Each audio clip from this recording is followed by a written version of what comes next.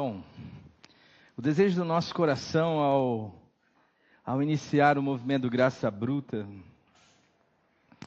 sempre foi resgatar um sentido básico de todo ser humano, que é a ideia de um ser humano relacional, né? Então, você ter uma comunidade que de alguma forma seja acolhedora, onde as pessoas se estimem, né? Onde existem pessoas de vários segmentos e de vários jeitos, mas que conseguem cumprir a ideia do que de fato é ser irmão. Ser irmão é ter a mesma origem, ser filho do mesmo pai, da mesma mãe, muitas vezes, mas ser diferente, ser peculiar, ser distinto. Só que essa diferença, ela é fruto de um blend, de uma mistura que forma cada um de nós, que dá uma peculiaridade a cada um de nós. Só que ela só tem como se expressar de fato num processo de coletividade, mas de uma coletividade que celebre a unidade e não o indivíduo.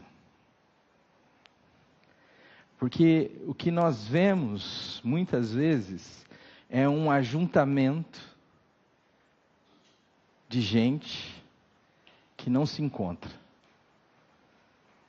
É um ajuntamento de pessoas com demandas pessoais, com projetos individuais, e que vai a um lugar onde muita gente está, com a ideia de que essas pessoas e essa divindade colabore ou corrobore com o fato de que o seu projeto pessoal dê certo. Nesse sentido, eu não consigo ter encontro. Eu não consigo discernir o corpo. Então, o texto de 1 Coríntios, que nós usamos muitas vezes para ministrar a ceia,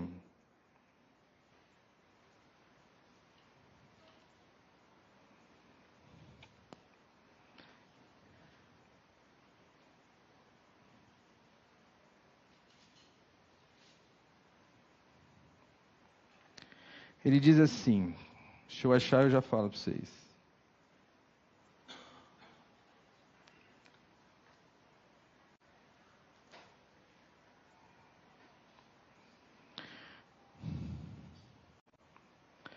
Nisto, porém, no 17,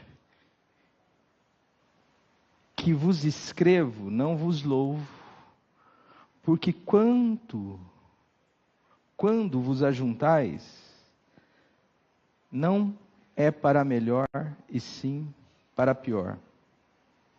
Porque antes de tudo estou informado a haver divisões entre vós, quando vos reunis na igreja, e eu em parte creio.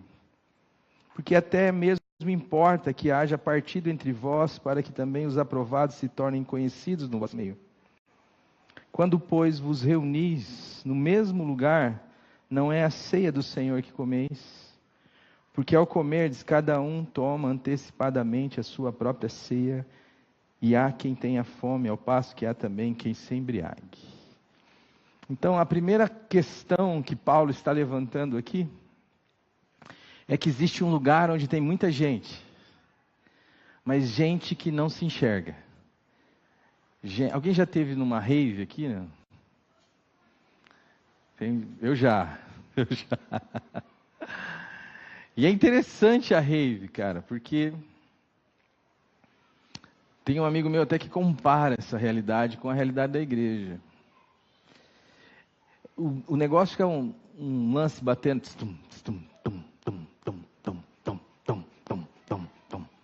e daí você vê um cara num canto que está de um jeito, o outro está dançando do outro. E é uma celebração coletiva de uma individualidade. Eu tenho um sentimento dentro de mim que eu não posso ficar só. Tenho o senso, né, de que eu necessito dessa relação social. Aquilo que a gente ouvia há muitos anos, o ser humano é um ser social. Só que ao mesmo tempo tenho sido ensinado a olhar só para mim mesmo. Tudo o que está à minha volta deve ser vivido, existido, consumido, com o objetivo de fazer a minha vontade, o que eu quero, o que eu preciso que aconteça, o meu projeto, a minha resolução de vida, a minha resolução de negócio. Eu vou então vivendo essa estrutura de muita gente, pouco encontro. Muita gente, mas ninguém, de fato, consegue se dar, se doar. Pensar antes de mais nada no problema de alguém. Será que o outro está com fome? Uma vez que já trouxe a sua parte para a ceia, já fez o que podia, e que tem assegurado para si a sua comida, e que se reúne então desta forma, não para o bem, mas para o mal. E isto é algo que tem entrado na nossa cabeça, e tem formado também o nosso coração. Nós temos sido ensinados por um sistema, por uma sabedoria, por uma comunicação que nos ensina, como diz a propaganda da Globo, a ser, mesmo no meio de 100 milhões, ser apenas um. Só milhões de... dizia a fala da Globo nos campos de futebol, pelo menos no Brasileiro passado, não sei como vai ser nesse ano.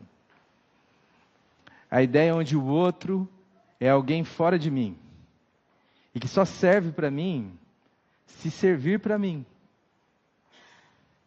se servir ao meu objetivo, se servir ao meu projeto, ao meu plano, se fazer o que eu gosto, se contribuir comigo. Nós temos trazido para a dinâmica das relações a lógica mercantil, comercial, pragmática, de que só dá certo, só está certo aquilo que dá certo. Então, se o meu casamento não dá certo, se a minha esposa não é do jeito que eu gostaria que ela fosse, então eu largo, troco. Se o meu marido não é do jeito que eu gostaria que ele fosse, então eu largo. Se o meu vizinho é uma pessoa que não contribui comigo, então eu também dou um jeito de assassiná-lo, tirando dele o significado que ele tem, de humano, de pessoa. Essa é a estrutura que nós temos aprendido a conviver e a viver. E ela serve uma lógica, uma sabedoria. Não é difícil a gente encontrar pessoas se associando. Pessoas que buscam na relação uma associação. Mas que cada um tem o seu projeto, a sua vida, a sua maneira de pensar. E nesse sentido, mesmo estando junto, não necessariamente são um. Não conseguem perceber a unidade. É interessante porque do ponto de vista da igreja, essa unidade é sonhada. No dia que a gente for um, isso jamais acontecerá. Jamais acontecerá porque não existe unidade em âmbitos institucionais. Aí o que acontece é fusão de empresas, mas isso não vai acontecer. A unidade, ela só se dá no chão da história, no encontro. Só se dá na partilha da vida. E eu queria falar um pouquinho dessa lógica de Tiago 3, capítulo 3, versículo 14 e o 15.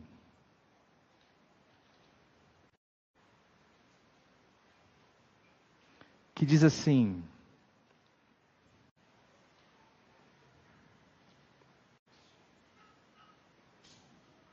se pelo contrário, ele está falando de algo que antecedeu esse fato, tendes em vosso coração inveja, amargura e sentimento faccioso. Se você inveja a vida do outro, o que o outro tem, o que o outro pode, o que o outro sabe, se você gostaria de estar no lugar dele, sem nunca ter feito nada para estar naquele lugar,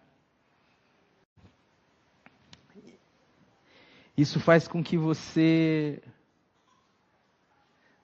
deseje mal, odeie.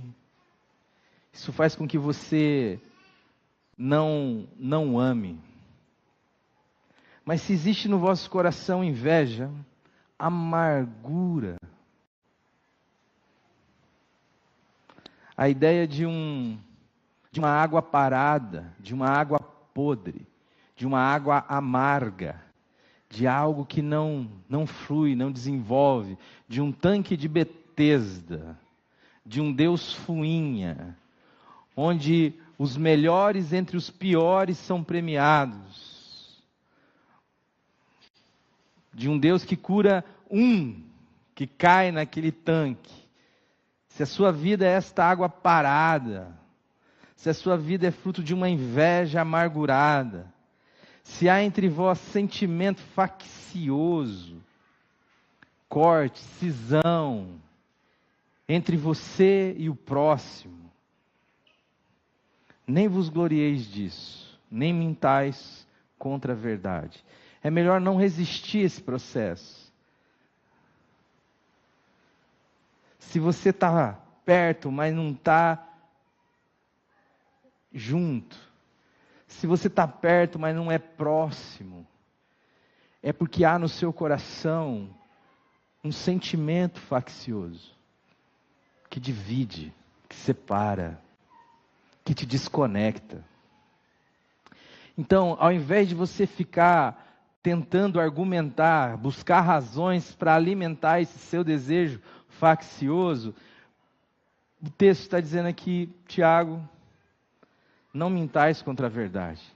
É muito melhor você e eu chegarmos diante de Deus e dizer assim: Senhor, tem misericórdia de mim, porque eu sou um faccioso. Porque à medida que a minha vontade não é feita, eu quero romper com as pessoas. À medida que a minha vontade não é atendida, eu dispenso, eu corto as pessoas da minha relação. É melhor você dizer isto ao Senhor com o coração aberto, do que tentar se justificar a partir dos erros do outro, aquilo que habita o seu coração como uma sabedoria maligna. Na verdade, este é o primeiro sinal de infantilidade. Jesus, quando entrou na vida adulta, a primeira coisa que ele disse é: eu vim cuidar de fazer a vontade do meu Pai. Eu não vim aqui buscar a minha vontade, eu preciso cuidar dos negócios do meu Pai. Ele assume responsabilidade, eu estou aqui para isso. Este é o meu envolvimento, este é o meu compromisso. Mas, paradoxalmente, a primeira coisa que você percebe logo depois do pecado, quando o Senhor se dirige ao homem e, para espanto de nós todos, Ele não pergunta o que o homem fez. Porque a gente acha que o nosso problema com Deus é um problema relacionado ao que a gente faz. Mas a primeira pergunta de Deus ao homem é: aonde você está? Em que dimensão você está buscando significado? Em que dimensão você vive agora? E o que o homem vai dizer é: a mulher que tu me deste. Ele vai se eximir da responsabilidade, ele deixa de ser protagonista histórico da própria vida, e ele vai dando sempre aos outros o prazer de serem a razão daquilo que não dá certo na vida dele.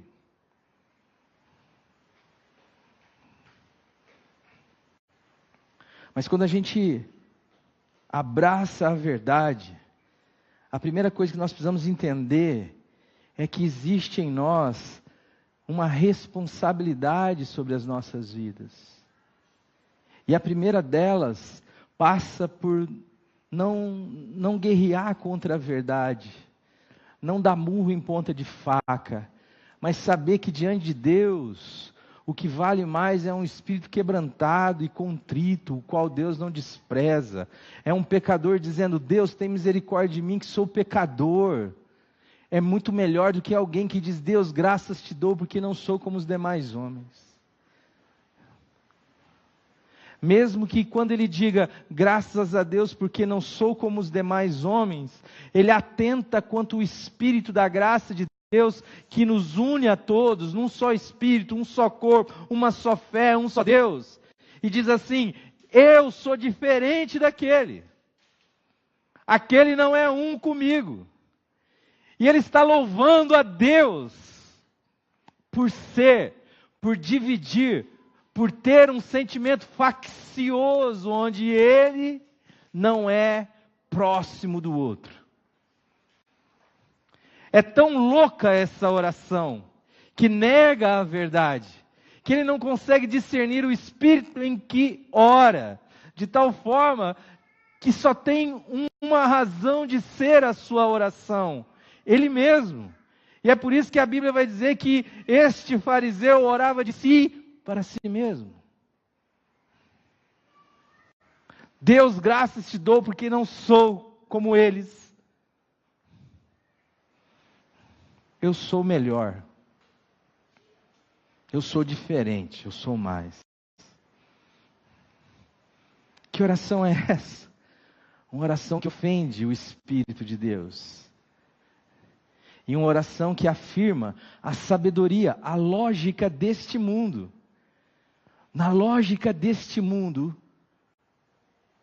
nós nos distinguimos um do outro pelo relógio que usamos, pela marca do tênis que usamos, pelo lugar onde moramos. Qualquer coisa nos estratifica, nos faz com que nos sentimos diferentes, ou nos sintamos diferentes dos demais. O conhecimento faz com que a gente se sinta melhor do que um indouto. Mas esse tipo de sabedoria, Tiago vai dizer, então não é a sabedoria que desce lá do alto. Esse tipo de sabedoria não vem de Deus. Esse tipo de sabedoria que a gente alimenta, que alimenta a nossa inveja, a nossa amargura, o nosso sentimento de corte, de cisão, de se achar o que de fato não se é. Essa sabedoria não é lá do alto, antes ela é terrena. Ela é territorial. Sabe o que fala de terra? Terra fala de proteção. Terra fala de conquista, terra fala de posse. Essa sabedoria é terrena. Essa sabedoria é animal. Você sabe o que é a primeira coisa que o animal defende? O seu território. É animalesca. E ela é demoníaca. Demoníaca por quê? Porque eu me torno o diabo, o demônio, mesmo orando a Deus, por ter um padrão moral ilibado. É assim como agem os animais, é assim como agem os bichos. O que está na sua alça de mira é a dimensão da sobrevivência. Você já viu Discovery Channel? E você olha e tem uma manada, sei lá, de milhares, de centenas de milhares de gnus. Eles estão juntos, mas eles não têm consciência nacional. Por que eles estão juntos? Para sobreviver. Eles estão juntos, mas eles não têm uma consciência relacional. Eles estão juntos porque eles sabem que se ele ficar só, o leão vai pegar ele. O que nós vemos acontecer hoje na nossa vida, e não só no meu consultório, mas no consultório de muitos pares, sabem do que eu estou falando. Muita gente que vive em meio a uma multidão de pessoas, só que isolada dentro de si, buscando sobreviver, buscando as coisas dessa terra. É terrenal, e para isso não percebe que o seu coração vai andando no sentido oposto do Deus que é amor. E portanto não consegue discernir que aquilo é demoníaco. Muito do que a gente chama de igreja hoje, no nosso país, na nossa cidade, lotam lugares de gente que estão ali para uma rave, estão ali para celebrar a individualidade. Gente que faz do Graça e Paz um proforme. Gente que não se importa com ninguém a não ser consigo mesmo. Gente que está o tempo inteiro dizendo assim: você ora por mim? Eu lembro de um caso que aconteceu de um jovem que disse assim para mim, quando eu era pastor na PIB. Ele chegou para mim e disse assim: pastor, eu não vou vir mais na sua igreja. E eu falei assim: é mesmo? Ele falou assim, eu falei assim: mas por quê, filho? Ele disse assim: porque eu não fui amado na sua igreja. Eu falei: realmente, aqui tem uns probleminhas relacionais, hein? É meio assim mesmo. Eu mesmo fiquei 7 anos entrando e saindo aqui sem falar com ninguém. Mas me diga uma coisa, filho. Onde é que você leu isso na palavra? Ele falou: o quê? Eu falei: sede amados uns pelos outros. Em que lugar na Bíblia você viu assim escrito: sede amados uns pelos outros?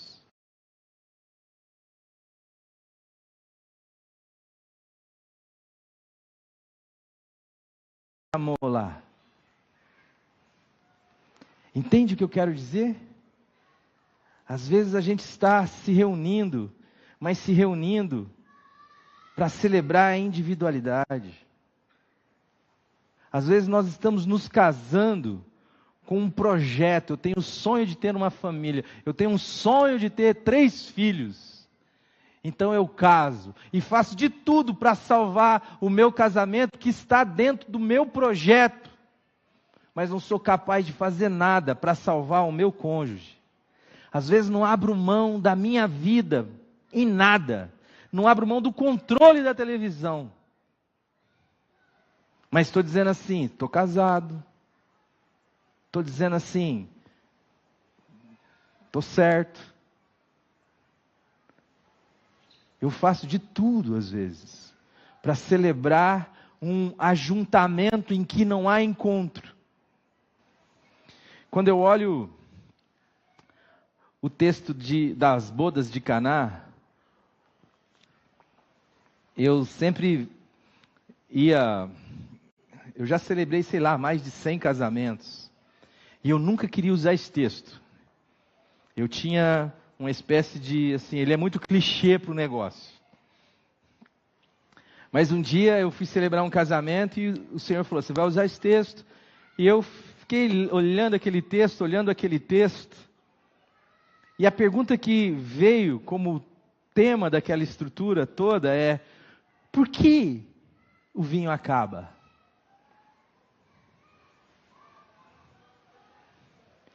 E qual é o benefício de o vinho de um casamento acabar? E aí eu comecei, porque eu atuei muito tempo como pastor de jovens, e quando você tem acesso ao jovem, é muito interessante, porque você tem acesso à casa do jovem. E aí você descobre que aquele casal que chega lá no domingo dizendo graça e paz a todo mundo, não dorme nem no mesmo quarto. Não trocam beijos, não se dão afetos, se toleram. O vinho não acabou, o vinho vinagrou. E eu vou acostumando com aquele treco ruim. E eu vou bebendo aquilo o resto da minha vida. Se aquilo pelo menos acabasse, Deus tinha como fazer daquilo algo novo. Porque o grande problema é exatamente esse tipo de sabedoria que Tiago está chamando de animal, terreno e demoníaca. É que eu quero uma esposa do meu jeito. E se a minha esposa quiser um esposo do jeito dela, eu vou puxar para o meu lado, ela vai puxar para o dela. E o que vai acontecer no meio? Vai gerar uma tensão, até que aquilo arrebenta. Tomara Deus que arrebente. Porque tem umas cordas que estica e não arrebenta. Aí o nego passa a vida inteira num cabo de guerra dos infernos.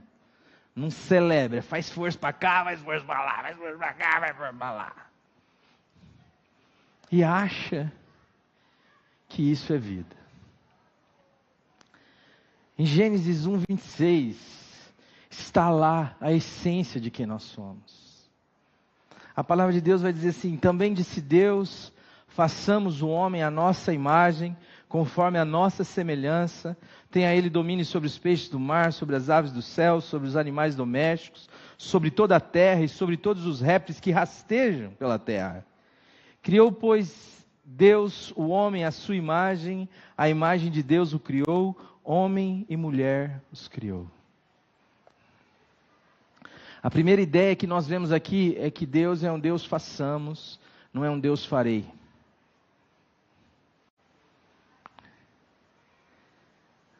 Deus é um Deus comunitário.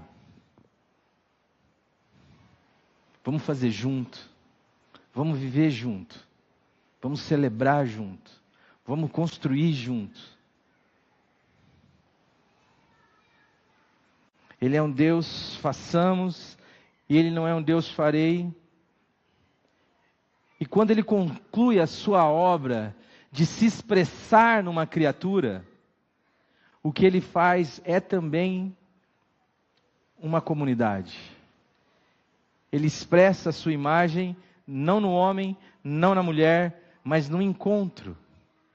Homem e mulher os criou. Isso é o que está na essência de ser humano.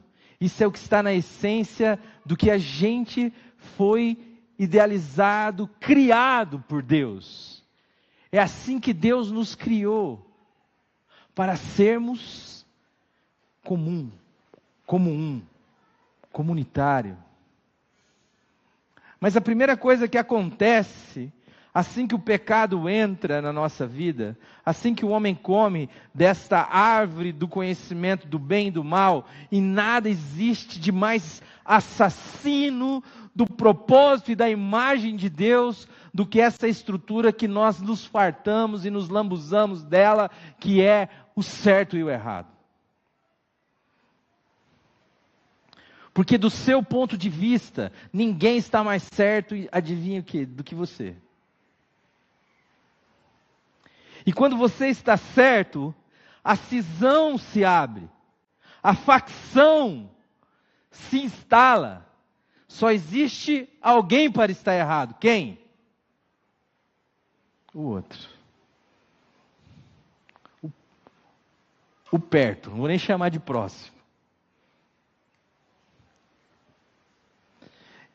Você, quando abraça essa estrutura de sobreviver, e eu fui ver o que significa, ou atrelado ao que está isso, sobreviver tem a ver com sobrevida, e sobrevida é uma dimensão de uma extensão de algo que já chegou no seu limite. Alguém que já viveu o que tinha que viver, mas que você consegue dar a ela uma sobrevida. E esta sobrevida só faz sentido. Só faz sentido se a gente puder celebrar a vida. Então, quando um parente meu sofre um acidente, alguma doença, que se não fosse a intervenção, a medicina, o conhecimento, o dinheiro, Deus e tudo que pode agir, então ele fica lá em coma, sobrevivendo. Isso só faz sentido porque a nossa esperança é de que ele volte à vida novamente. Agora, se nós tivéssemos a convicção de que isso jamais acontecesse, propor uma sobrevida ad eternum seria maldade pura.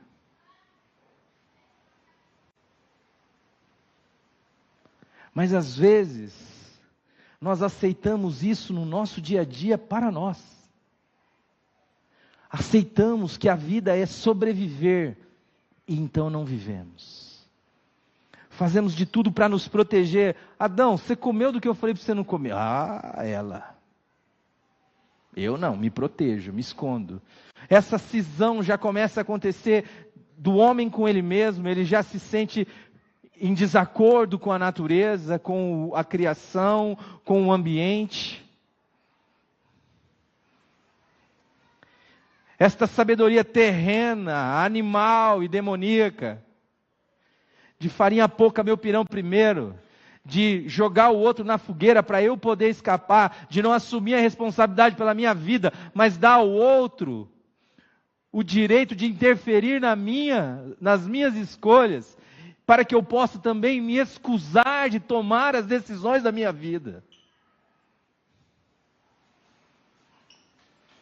Eu rompo comigo, rompo com Deus. Onde você está, Adão? Ah, eu ouvi a tua voz e porque estava nu tive medo e me escondi. E eu rompo com o outro.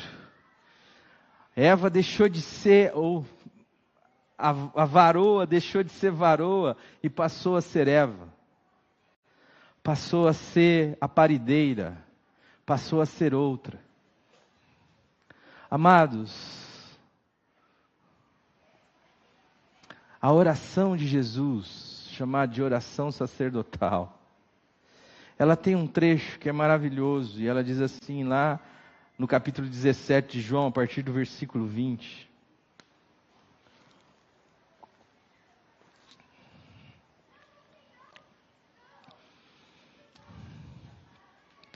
Jesus diz assim: eu não rogo somente por estes. Por estes quem? Ele está falando dos 12. Ele está falando dos seus discípulos mais próximos. Mas também por aqueles que vierem a crer em mim. Ele está falando de quem? Ele está falando de nós. Por intermédio da palavra, Mas eu estou rogando, não é só por esse grupo que está aqui comigo agora, eu estou rogando por aqueles que hão de crer em mim por meio da sua palavra. Mas o Senhor está rogando por quê, Jesus? Eu tenho uma finalidade no meu rogo. E qual finalidade é essa? A fim de que todos sejam um.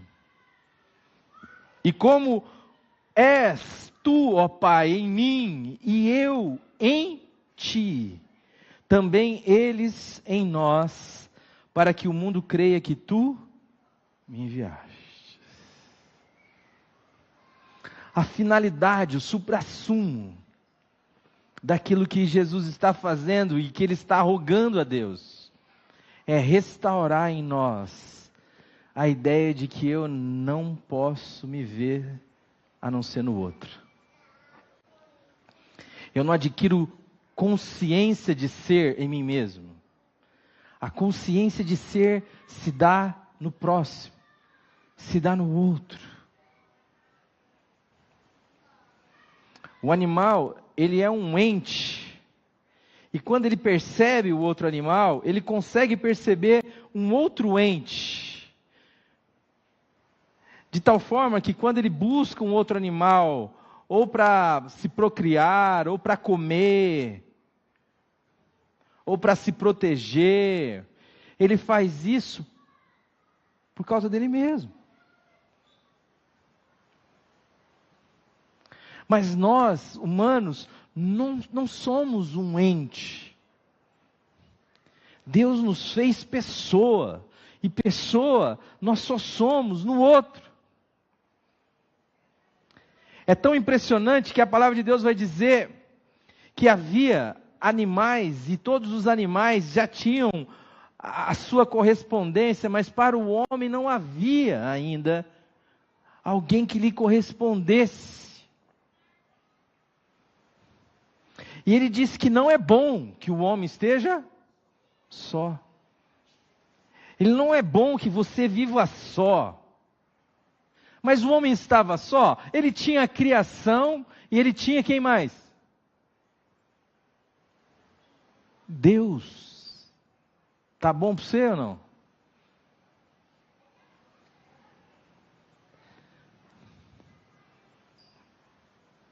Mas esta realidade não gera nem relação e nem consciência relacional.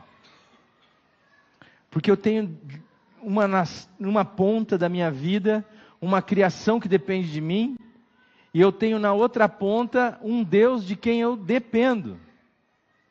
De tal forma que eu posso louvá-lo, bendizê-lo, mas isso sempre estará em júdice. Porque talvez eu esteja louvando, bendizê-lo, bendizendo, porque eu dependo dele.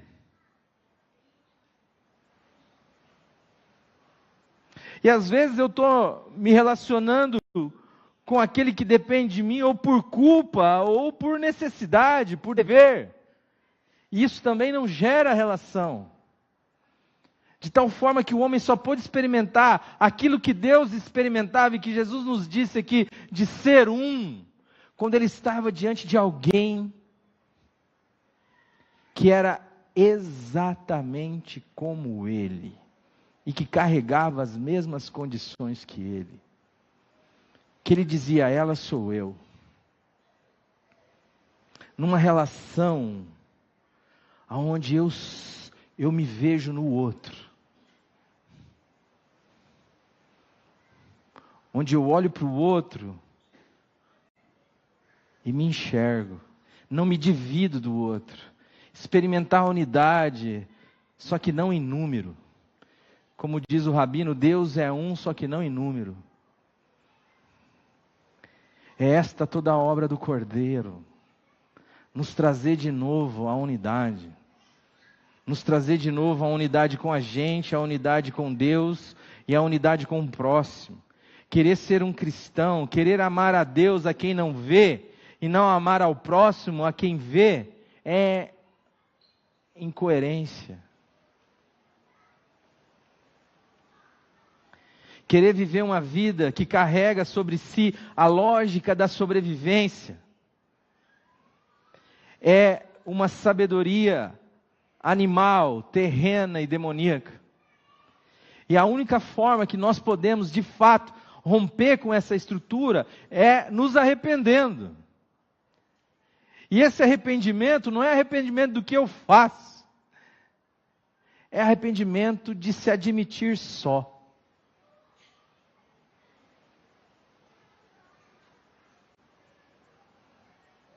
Porque às vezes, o seu e o meu pecado está mais nos nossos acertos do que nos nossos erros. Porque os nossos acertos têm o poder de nos convencer que nós não precisamos de ninguém.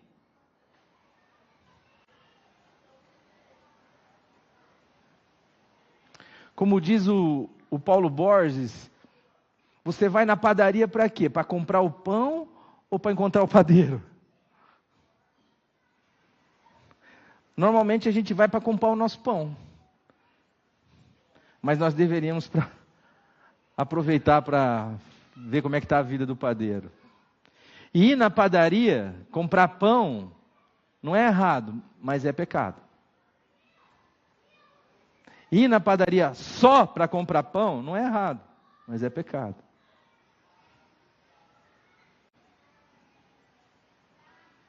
Porque eu estou indo lá só para matar a minha fome. É um exemplo que ele dá de algo muito simples, mas que tem o poder de comunicar para a gente algo também muito poderoso. Parece que eu só tenho a condição de andar na direção de alguém que tenha algo a dar a mim. De tal forma que eu me torno esse indivíduo e a coletividade serve para me celebrar, para celebrar a minha vida. Não, eu preciso me arrepender disso. Eu preciso me arrepender. Não necessariamente de algo que eu fiz, mas de uma sabedoria, de uma lógica que eu alimento na minha cabeça e que eu desenvolvo no meu dia a dia. E é isso que tem sacrificado as minhas relações. E é isso que tem causado tragédia dentro do seu peito. E é isso que tem causado guerras dentro da sua alma. Até o seu trabalho, ele é corroído por essa ideia.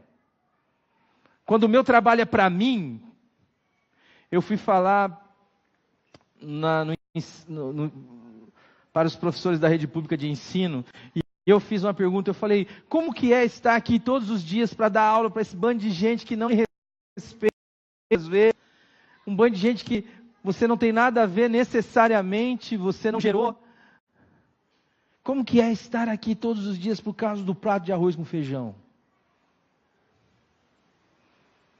Tentando buscar ou reviver nelas, naquelas pessoas ou neles, o sentido de vocação. Que o que ele está fazendo ali não tem a ver só com ele necessariamente, mas tem a ver com algo que acontece nele e através dele. Se o meu casamento é para mim, vai morrer. Se o meu trabalho é para mim, o sentido vai acabar. Não importa quanto dinheiro ele lhe dê. Se as suas relações, por mais que você consiga se relacionar com o mundo inteiro, tiver como objetivo você estará só. É por isso que a palavra de Deus tende em vós o mesmo sentimento que houve em Cristo Jesus, que mesmo sendo Deus, não teve por usurpação o ser igual a Deus, antes esvaziou-se a si mesmo, assumindo plenamente a condição humana e achando-se em figura humana, em figura de servo, foi obediente até a morte, morte de cruz. E ele fez isso por causa dele? Para que eu e você pudéssemos ser um com ele novamente.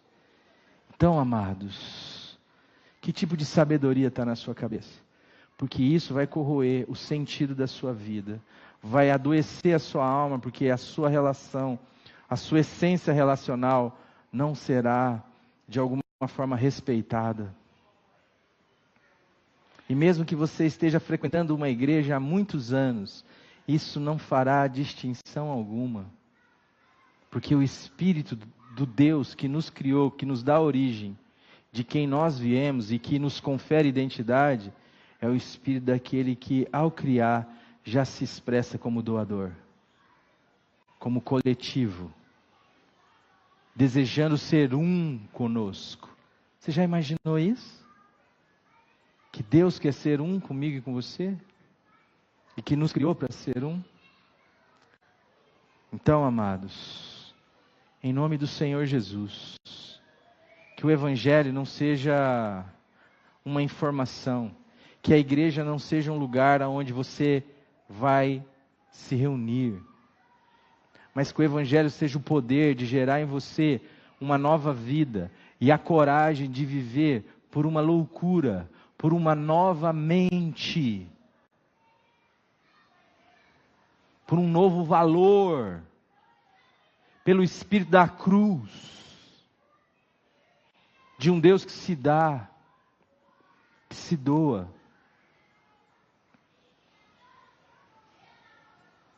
Que a igreja não seja um endereço para você, mas que seja o próximo, com quem você pode se congraçar, e em nome do Senhor Jesus Cristo, transformar aquele encontro numa catedral onde Deus habita. Que a lógica na sua cabeça não seja a lógica da sobrevivência, porque isso é o que tem causado toda a guerra dentro do seu peito.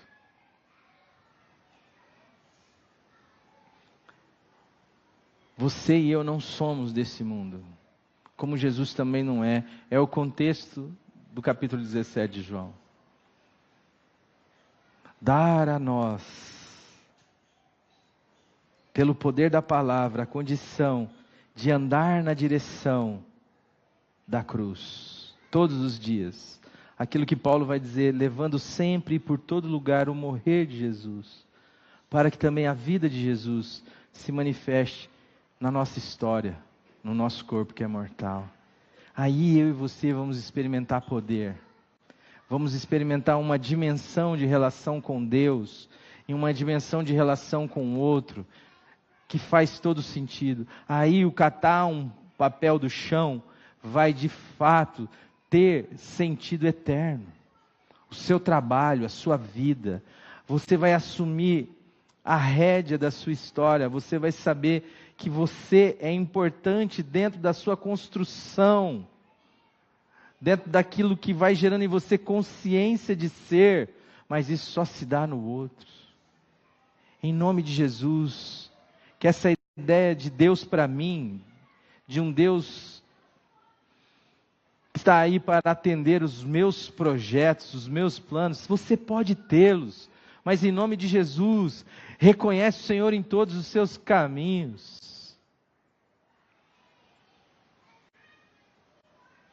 Você até pode ter os teus caminhos, mas em nome de Jesus, chame Ele e diga: estamos de acordo nesse processo? Isso gera bem, isso gera bondade, isso gera vida. O que o Senhor acha? Venha a mim o teu reino, pelo amor de ti mesmo. Seja feita a tua vontade e não a minha. Eu quero viver contigo, me relacionando contigo. Eu não quero te bajular, Deus. Eu quero que cada palavra que saia da minha boca na sua direção seja verdade. Que quando eu digo assim, Senhor, obrigado, aquilo não seja um proforme, não seja uma palavra solta ao vento, mas seja de fato a expressão de um coração grato, que por existir pura e simplesmente, já tem motivos de agradecer a Deus demais. Irmãos, em nome de Jesus, que a gente não seja um grupo que se reúne aos domingos, às terças-feiras e de vez em quando na casa de alguém, mas que em nome de Jesus, a gente possa discernir o corpo, olhar uns para os outros. Tem muita coisa acontecendo aqui. Para você estar aqui. Tem gente que entendeu nisso daqui uma maneira de se doar, de se dar, para que esse ajuntamento pudesse transcender essa questão de ajuntamento e se transformar num encontro. Eu sei que muitas vezes a gente chega machucado, a gente chega traumatizado, ferido em nome de Deus, mas que aos poucos o Senhor nos dê a condição de sermos um, de sermos uma comunidade, acolhedora e com a capacidade de olhar para fora de si mesmo, de olhar para o outro, de se preocupar. Eu costumo dizer no consultório que um dia bom para mim é um dia que eu não lembrei que eu existo. Às vezes eu estou tão preocupado comigo mesmo e eu vejo que aquele dia foi ruim. Mas quando você não se preocupa com você mesmo, deixa que Deus cuida da sua vida, você só faz o que você faz, o que você pode fazer como vocação, esperando e fazendo aquilo em Deus, sendo um com Deus. Então, a sua vida vai ganhando propósito, significado. Que nós, em nome de Jesus, possamos nos arrepender de viver por essa lógica. E possamos dizer a Deus: Deus, eu quero ser um contigo. Eu quero ser um com Jesus. E isso só se dará se eu for um com os meus irmãos. Pai querido, é em nome do teu Filho amado que eu coloco a minha vida e a vida dos meus irmãos nesse momento diante do teu altar.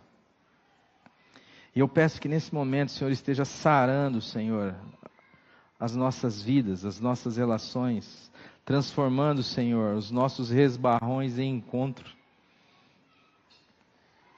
E o ajuntamento também em encontro.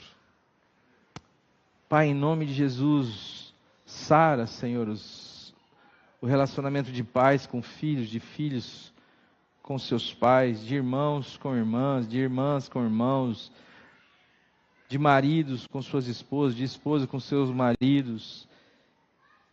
E dá-nos a graça, Senhor, de ter o ministério,